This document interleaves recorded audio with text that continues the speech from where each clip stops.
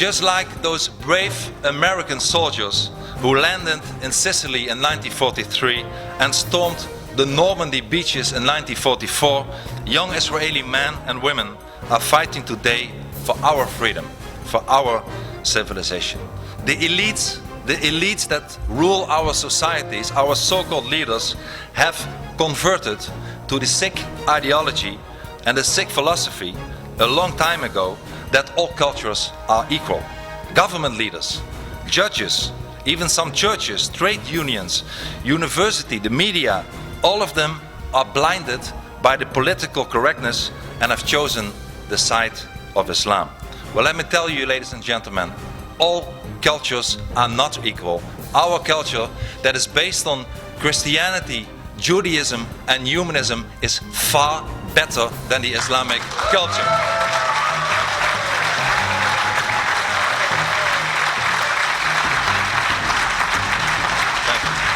And many politicians seem to believe that their job is not to defend democracy and freedom, but to help to make the transition into Sharia law as smooth as possible. Ladies and gentlemen, I am often asked whether I have any answers to the problems and what those might be. Well, let me tell you, I certainly have the answers, even though many people in Europe don't like them, at least from the political elite. Let me tell you and mention a few of them. Things that we have to do to stop the Islamization of the West. The first thing, indeed, is to stop the cultural relativism. I believe we need in all our constitution, we need an article that lays down that we have one dominant culture that is based on Judaism, Christianity and humanism.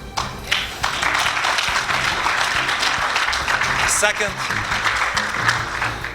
we have to stop pretending that Islam is a religion. Islam is not a religion. Islam is a totalitarian ideology. Islam wants to rule every aspect of society and every part of any person's life. Therefore, Islam should not be compared with other religions like Christianity or Judaism or Buddhism, but Islam should be compared with other totalitarian ideologies like communism or fascism.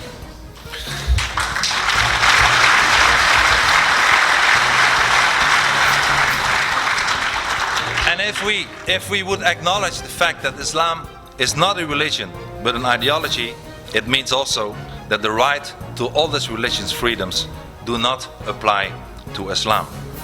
Ladies and gentlemen, a very important thing to do, and I proposed it in the Dutch parliament many times, is to stop the mass immigration from Muslim countries.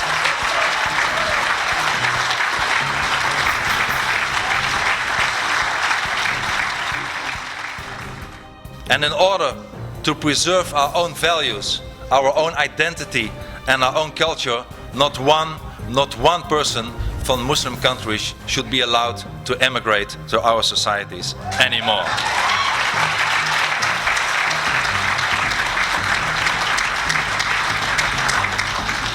Let us also be tough on those people who do not want to integrate. For people who are already in our societies and are from Muslim and Islamic background, let me tell to them that if they adhere to our values, to our constitutions, that they are welcome to stay and they are equal as anybody else, since we have no hate to any person whatsoever. But as soon as they have an idea that they think about Sharia, that they think about jihad, that they commit criminal acts, we tell them, we expel them, we tell them, there is the door, you have to leave our society.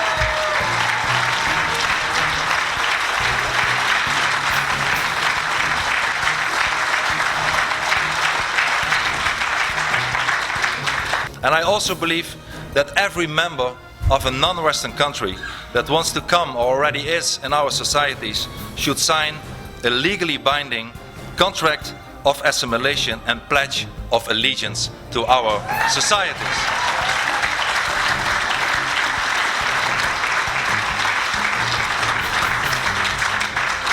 And ladies and gentlemen, we also have to stop the building of new mosques in our societies. Yes.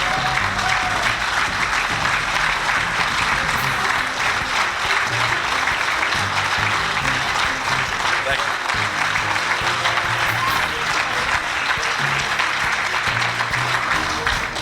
And I believe we should not allow one brick for one mosque to be built in our Western society as long as no churches or no synagogues are being allowed in countries like Saudi Arabia.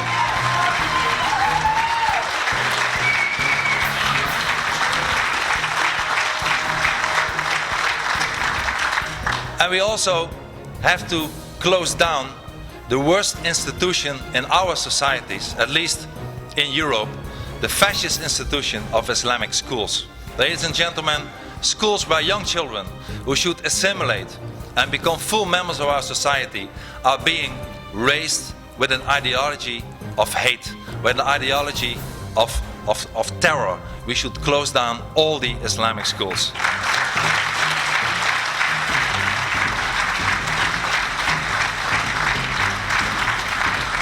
And as a last example, and maybe one of the most important examples, I think we have to get rid of our current weak leaders. We have no leaders anymore. Thank you. Thank you. Thank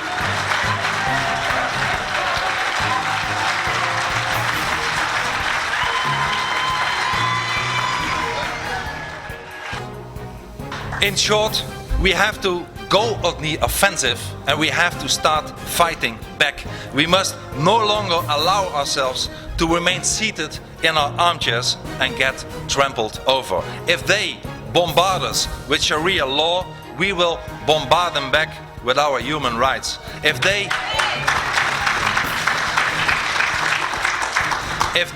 bombard us with our court cases, we will bombard them back with our court cases.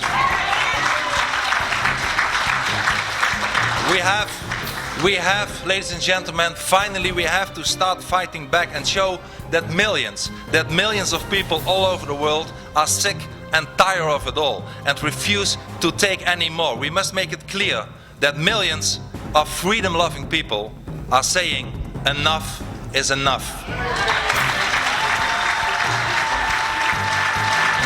Ladies and gentlemen, we all have to struggle, and indeed it is a struggle. After fitna has been screened for the first time last year, there were many threats to economical boycotts to my country, the Netherlands. The beautiful Dutch flag was burned all over the Middle East. Indeed, I am myself being prosecuted by my own government in my own country. While countries as France and Jordan are also considering to prosecute me. I have been barred on the kind invitation of my friend and colleague Lord Malcolm Pearson to enter the United Kingdom. I will never be allowed to enter the Republic of Indonesia anymore. A most radical imam in the Netherlands is also demanding huge compensation and suing me.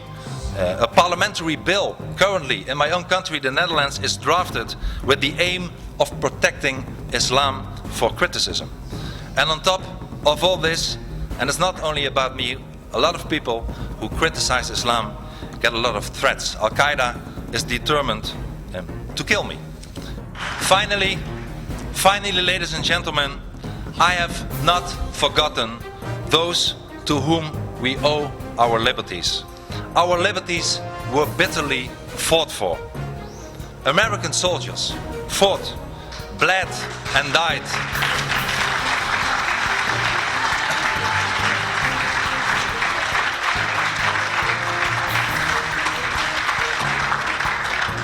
American soldiers fought, bled and died for European freedom. Ladies and gentlemen, American soldiers did not die for an Islamized Europe, they died for a free Europe.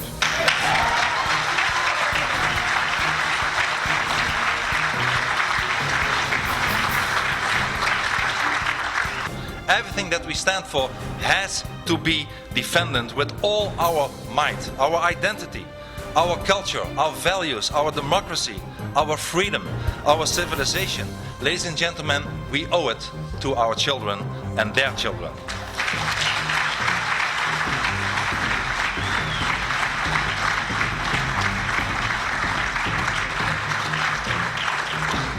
We will never give in. We will never give up. We will never surrender. Thank you very much. Thank you. Thank you.